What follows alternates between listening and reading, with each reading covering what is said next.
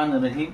नमाज को सुन्नत के मुताबिक जब हम पढ़ेंगे तो नमाज को उस तरह पढ़ने में मज़ा भी आएगा, लुत्फ़ भी आएगा और नमाज के अंदर खुशू खुजू भी होगा।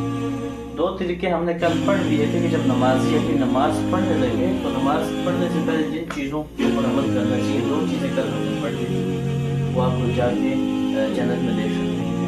आगे मज़ीद दो बातें हम आज पढ़ेंगे कि जब नमाजी नमाज शुरू करने लग जाए तो नमाज शुरू करने से पहले इन बातों का इस्तेहज़ार करते जाएँ, क्या इन बातों के ऊपर अमल की है नहीं की। इसी बात ये कि नमाजी के पाँव की उंगलियों का रुख और दोनों पाँव किसी तरफ किबले की तरफ, जैसे ये देखें पाँव का नक्शा बनाया हुआ है कि दोनों पाँव की जो उंगलियां हैं ये भी किबले की तरफ है, ये और दोनों पाँव भी किबले की तरफ, ये नक्शा दुरुस्त है।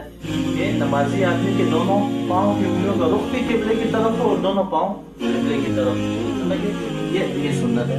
और नमाजी आदमी के पाँव की उंगलियों का किबले से हटा के रखना, जैसे ये बना हुआ है, ये बना हुआ है, और दोनों पाँव को खिलाफ किबला रखना, किबले से हटा के रखना, तिरछा रखना जिसको कहा जाता है, तो ये खिलाफ सुन्नत है, ये मसनून है।